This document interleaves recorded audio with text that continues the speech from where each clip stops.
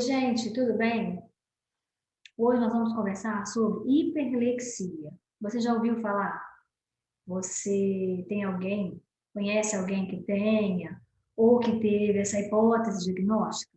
Então, a hiperlexia, geralmente ela não vem sozinha, né? Digo assim, não é como a dislexia. Dislexia é a dificuldade da leitura e interpretação. A hiperlexia, ela muitas das vezes é confundida com outro diagnóstico, que é da altas habilidades e superdotação. Só que, na verdade, uma pessoa com altas habilidades e superdotação, ela tem altas habilidades e pode ser na leitura. Teve um outro vídeo que nós falamos sobre isso.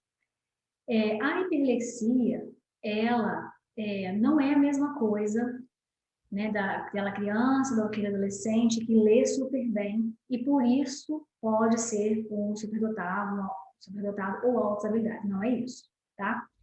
A hiperlexia, ela existe geralmente no autismo. Ela é um elemento do autismo. Só que a pessoa lê, ela aprende a ler sozinha. Só que ela lê sem compreensão. Ela escreve sem função. Eu já tive aluno na sala de recurso de escrever grandes nomes no quadro, palavras complexas, lia, mas não sabia o que era. Não entendia o que estava lendo, simplesmente. Então, assim, na realidade, é isso, a pessoa lê, né, seja criança, seja adolescente, seja adulto, é mais difícil no adulto, tá? Mas é dessa forma, ela lê sem sentido, nada faz sentido para ela, aquela leitura, ela não tem interpretação, né? E, obviamente, ela vai escrever sem dar função. Não sabe o que está escrevendo. O cérebro dessa pessoa tem uma facilidade muito grande em juntar as letras. E só. Não compreende. Então, para vocês verem que a alfabetização, como nós já falamos, ela precisa de várias áreas do cérebro prontas, né? Então, assim, não há aquela situação de, como nós falamos no vídeo de alfabetização, né? A criança só conhece letra, ou a criança só junta o B com A e sabe que faz bar, que não é bem assim, falamos sobre isso também, né? Então, ela precisa de outras áreas do cérebro maduras para poder ler, de fato, e interpretar.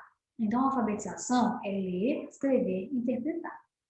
Voltando para a hiperlexia, a pessoa lê, ela junta com facilidade, mas ela não tem compreensão, né? E ela escreve sem função. Agora, pode ser entendida assim como uma síndrome, né? Mas, como eu falei, para caracterizar, é um elemento característico do autismo, né? Que envolve capacidade de leitura precoce e a obsessão por números e letras. Então, sabe aquela criança que você tem, ou já teve na escola, ou no consultório, né? Que quando ela vai ler, qualquer atividade que ela vai fazer, ela se preocupa com coisas que tenha letra, se preocupa com coisas que tenha número, e aí vira uma obsessão, né? Então, eu já tive criança autista, com hiperlexia, com essa obsessão por números e letras. Quando ela chegava na sala de recurso, ela pegava livro, ela não ia no desenho, ela folheava o livro, mas ela não ia no desenho, ela ia no número da página.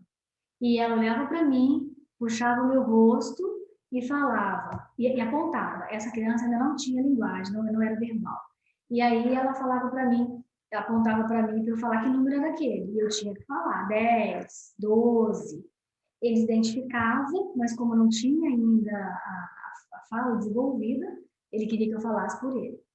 Mas ele sempre ia no pezinho da página ver ali o número, né? E na sala de aula, tudo que tinha número, ele ficava olhando para aquilo, fixado naquilo. Então, é uma característica da hiperlexia, tá? E, obviamente, essa criança, até por isso, ela já tem um comportamento social atípico. E aquela criança que tem um comportamento social atípico é, geralmente, determinada autista, né? Podem ter outras situações, né, gente? Não estou falando que toda criança autista tem epilepsia, né? Mas é um elemento, a epilepsia é um elemento do autismo, tá bom? As principais características, como eu falei, é essa leitura precoce, né? Essa questão de juntar letras, mas sem sentido, e de escrever sem sentido. Uma coisa que a gente precisa perceber também é que As altas habilidades, como eu falei no início, a pessoa que tem altas habilidades, que pode ser na área da leitura, ela lê super bem e ela tem interpretação daquilo que ela está lendo. Então, é diferente da hiperlexia, que a pessoa apenas junta sem sentido, tá? E para uma criança dessa na escola, pensem bem, é muito difícil, porque as demais não estão no mesmo nível, claro, né? Se é uma criança com autismo e ela está na escola, na educação infantil, ela tem essa facilidade em juntar, né? As demais não têm. E as demais não entendem aquilo, né? E ela passa a não entender aquele comportamento dela no meio de um grupo. Então, ela se sente desfocada, ela se sente diferente, vamos dizer assim, né? Fora do contexto. Apesar de não entender muito, porque é criança, né? Mas ela se sente diferente e daí geram outros sintomas. Ela pode, por exemplo, ficar muito agitada, ela pode bater a cabeça na parede. Não é um transtorno da psiquiatria, ela, se é autista e tem a hiperlexia e tem essa situação de grupo na escola, ela pode ter comportamentos para demonstrar para você, para chamar sua atenção que alguma coisa não está bem.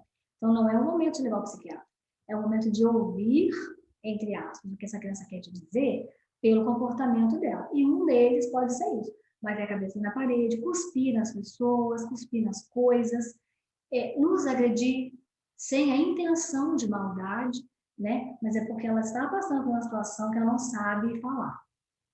Ou para realmente não ser uma pessoa verbal, ou por não saber expressar. E quando existe isso na fase, vamos dizer assim, Fundamental 2 para a adolescência, isso pode acontecer também e ter essas reações também. Só que é mais difícil, porque isso já se manifestou quando essa criança era menor. Então, houve já um diagnóstico, ou pelo menos uma hipótese diagnóstica, antes da criança chegar ao Fundamental 2. Porque aí podemos ter outros problemas, né? Questão de baixa autoestima, né? Questões alimentares, porque aquele sintoma que muitas das vezes a criança apresenta na aprendizagem, ela pode extrapolar para outros canais. Então, pode ser a parte emocional, pode ser a saúde física, né, orgânica realmente, pode ser até mesmo o caso da nutrição, né, a criança comer demais porque ela está passando por uma dificuldade, ela não sabe, de certa forma, te falar, mas ela está te mostrando que ela está comendo muito. Então, ela acaba caindo, né, nessa questão de aumento de peso, muito por conta disso. Então, tudo a gente precisa ficar muito atento, a gente tem que ter muita informação para auxiliar seu aluno, a família do seu aluno e o seu paciente no consultório. Gente, espero que vocês tenham gostado também. Podem comentar alguma coisa e até o próximo assunto. E não esqueça de deixar as sugestões que vocês quiserem aqui, tá bom? Se eu puder abordar, nós vamos falar sobre isso. Um beijo, obrigada.